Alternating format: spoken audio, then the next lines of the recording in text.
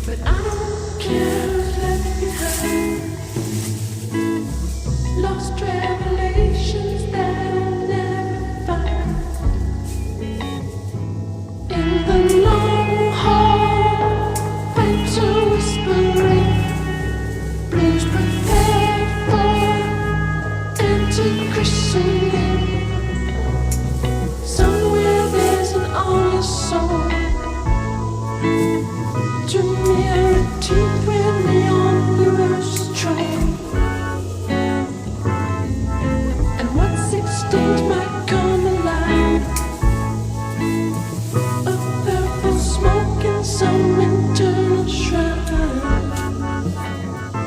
With the long side, let the hissing in. Stones deformed by gentle kissing in. All the closed eyes start to glisten. But it feels like someone's missing. It feels like someone's missing. Yeah, it feels like someone's missing.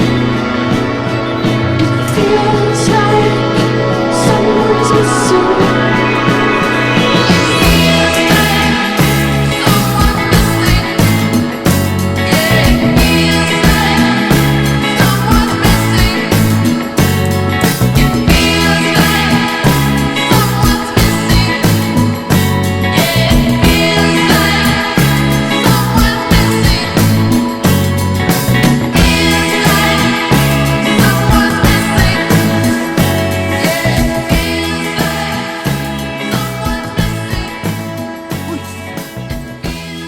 Gusto mo? Nan.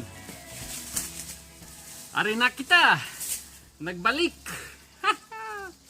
Sa hapuslangan Ingles. Mayugid. Te. Ano? Gustuhan kong mag-istorya sa inyo. Parte sa pagkahapos ng Ingles. Kay mayardamo kaayo nga tao nga gatudlos ng Ingles. Kag maayuin na. Pero importante gid nga madunduman naton nga hindi man sila tanan kapaminsar parte sa imong pinakamaayaw kay para sa ila importante gid paraya sa inyo, paraya sa aton nga tanan kung may pamilya ka nga may kwarta sila para makapagkaon nilang pamilya nila. Kung ang paagi para sa ila sa pagpakaon sa ilang pamilya mong ang pagkakuha sang sweldo amo na. Kung ang sweldo mo maghalin sa pagtudlo sa Ingles. Bali. May harang mga tao nga isiling nila. Uy. Di man hapos ang Ingles. Budlay ka ayo. Hindi ka makaintindi. Kung hindi ka mag-eskwela. Way pulosin na.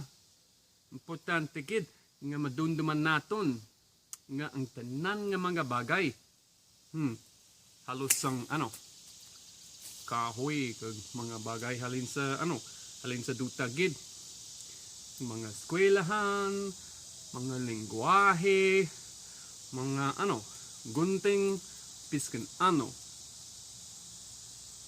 naghalin sang ulo sang tao. Kung tao ka, tao ako.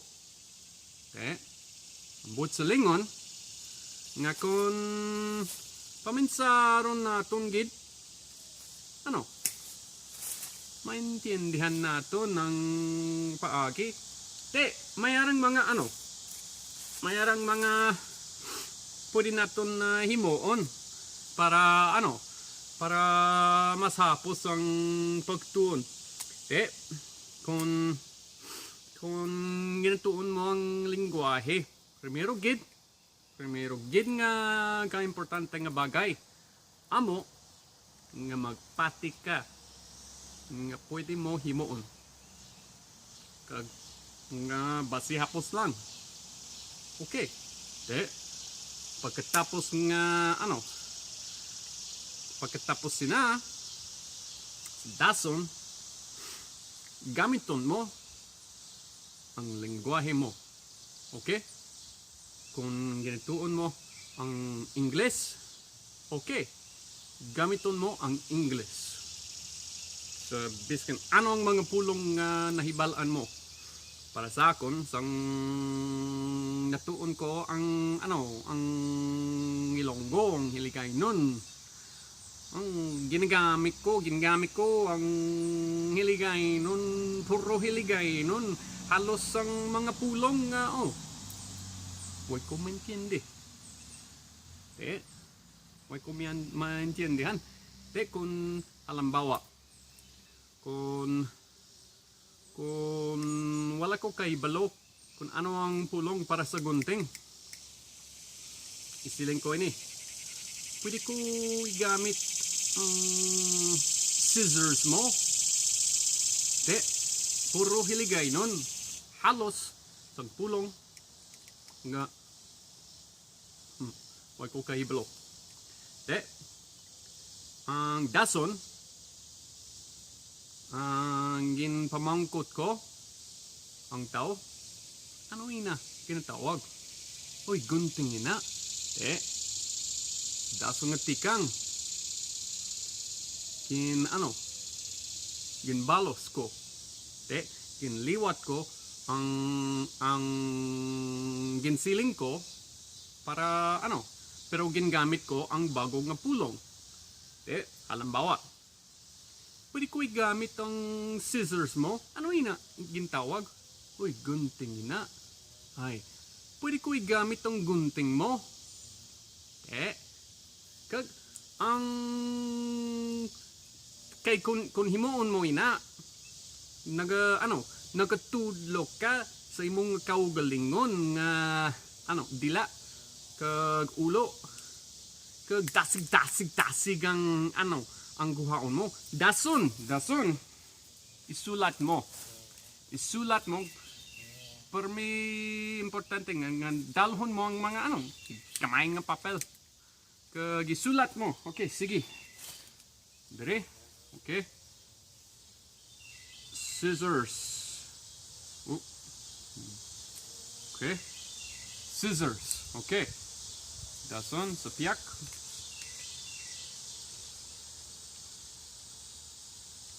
Gunting. Okay. Kag samtang galakat ka. Kung kuhaon mo. Lantawa. Okay, sige, gunting. Anong gunting? Ambot. Oy, scissors. Sige.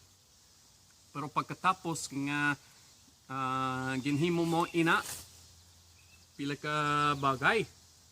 Sa pila ka adlaw, hapos lang, kuhaon mo, gunting, scissors na, ayos. Kag, kung nadunduma mo, ang pulong, halin sa Ingles, ukon, halin sa Hiligaynon, biskin scissors, uy, gunting ina, mayo. Kung hapos lang, kada beses, uy, gunting, scissors, gunting, ihaboy mo kay imong pulong na. Okay, so amo na gid, pamangkot ta. Primero gid magpati ka nga pwede mo himuon. Dason mamangkot ta ang tao. Dason ikatatlo, isulat. Okay? Dason, ika-apat, gamiton, Kag liwaton hasta nga imong gid na. Amo no gid. Kay kinsilig ko kada beses damong nga tao nga nakahibalos nakahibalos sila sini nga bagay kag amo na nga hapos lang ang Ingles. Sige, ayos.